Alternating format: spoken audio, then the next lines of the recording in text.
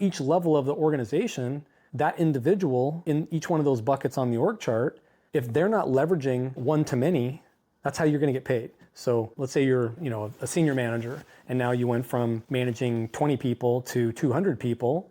Well, that 200 people, based on metrics that are set by the organization, your job is to make sure that they're making their numbers. And by them making their numbers, you are now leveraging your skill sets from one to many. And when you go to the next level of management, same kind of thing. I got this super badass core group of 5, right, or 7, and then they got to be held to a standard of productivity and metric, right? And if they get held to that standard because of your leadership in that particular role, then your organization is going to grow, and or you now get to go to the next level. And so that's how you operate within the corporate world. If you're in small business, small environments, you do now you need to leverage skills. So I learned a set of skills, and now I can take that skill set, like in our world, I started out on the saw. I learned how to run the saw, cut material, set up a stop, and I'm going to say it's not very leverageable, right?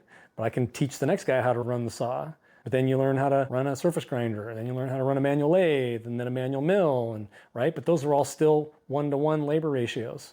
So now maybe we're selling the time at $60 an hour, and I'm just, do simple math, and you're paying me $20 an hour and you're selling at 60, right? That's a 3x a multiple on my time in order to get that part done, right?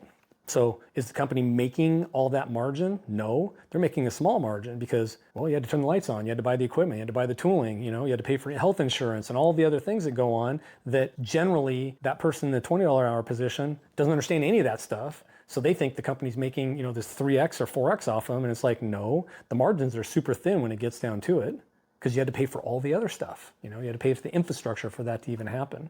But when you're in a small organization, this idea of leveraging one to many is now it's like leveraging your hours, 1 hour to many. So that means you're building skills. If I was in a large organization, it's one to many in people. Mm-hmm. If I'm in a small organization, it's one to many in hours of your time.